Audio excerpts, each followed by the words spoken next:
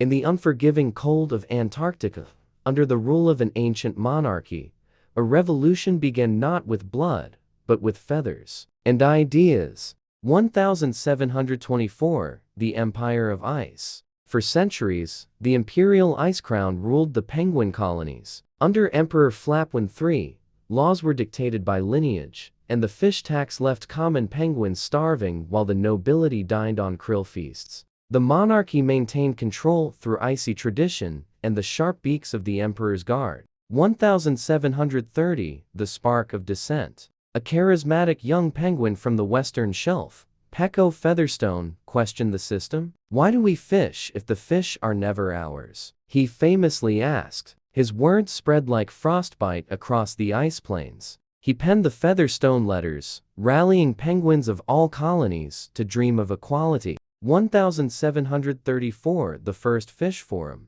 Against imperial decree, colonies gathered at Cracked Beak Glacier to discuss reform. 46 colonies attended, risking exile. The meeting culminated in the writing of the Declaration of the Iceberg Rights, a manifesto demanding self-rule, fair fish distribution, and elected leadership. 1736, the monarchy strikes back. In a move known as the Winter Suppressions, the monarchy outlawed public gatherings, seized fish rations, and imprisoned prominent reformers. The first fish forum was declared an act of treason, but resistance only grew. 1737, the Great Split. A critical fracture emerged. The moderate waddlers, led by Featherstone, advocated peaceful reform and negotiations. The Free Beaks, a younger, radical faction, began calling for the outright abolition of the monarchy by any means necessary. By late 1738,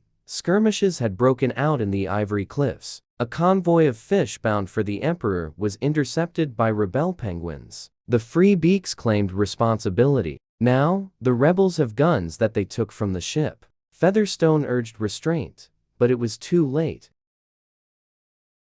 The success of the first fish forum in 1734 had given hope to reformers, but as more colonies joined, unity began to crack. Pekko Featherstone, now a revered figure, insisted on dialogue and peaceful change. Yet a faction within his movement, young, angry, and battle-hardened, grew impatient. These radicals, calling themselves the Free Beaks, believed the monarchy could never be reasoned with. They accused Featherstone of weakness and compromise. Their leader, Tukka Sharpbeak, a fiery orator and former guard who defected after witnessing the execution of protesters in the Winter Suppressions. His slogan echoed across the colonies: "No peace with the crown on the ice." The last attempt at unity. In October 1738, Featherstone organized a second gathering at Cracked Beak Glacier, the Unity Convention. Delegates from 72 colonies arrived, hoping to prevent war, but the convention descended into chaos. The Free Beaks stormed out after their demands an immediate vote to dissolve the monarchy were denied. That night, one of the emperor's supply barges was raided near the Ivory Cliffs. Officially, no one claimed responsibility, but all eyes turned to Tukka's faction. Featherstone was devastated. In a letter to his advisor, he wrote, "The ice is thinning beneath us all. I fear diplomacy has melted." December 3, 1738, the breaking point. At dawn, Emperor Flapwin III declared a state of frozen emergency. He mobilized the Emperor's Guard and issued Decree 42. All unauthorized gatherings are acts of sedition. Leaders of the so-called Republic are to be captured alive or frozen out. In response, the Free Beaks declared war. Across Pufflehead Island, colonies were forced to choose loyalty to the crown, support for Featherstone's peaceful republic, or allegiance to the radical Free Beaks.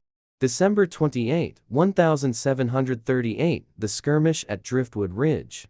This was the first battle. As tensions boiled, a Free Beak cell intercepted word that the Emperor's Guard was transporting crates of weapons, flintlock muskets, powder horns, and bayonets across Driftwood Ridge, a narrow ice corridor linking the southern colonies to Iceberg. At midnight, 46 rebel penguins led by Commander Tukka Sharpbeak launched an ambush. The battle begins. With freezing fog cloaking the ridge, The rebels took position behind frozen driftwood and ice spires. At first light, as the royal caravan advanced, Sharpbeak gave the signal a conch shell horn blast. The first volley cracked the silence. The rebels' muskets, that they took from the ship, crude but deadly, barked fire into the cold. Imperial guards scrambled to return fire, their polished uniforms making them easy targets against the snow. For the first time in Penguin history, black powder smoke mingled with snow flurries on the battlefield.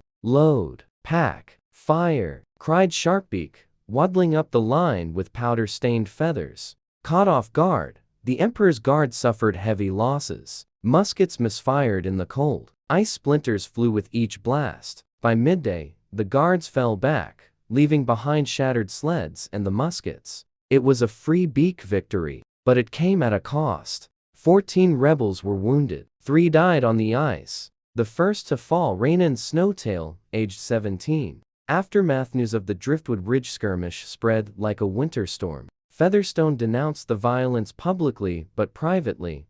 He knew what it meant. "There is no putting this frost back together," he wrote in his final 1738 journal entry. "The guns have spoken. The island chooses sides now." Thus ends Part 1, The Rise and the Rift. The next chapter would be bloodier. Coming next, Part 2, The Penguin Civil War, 1738-1745.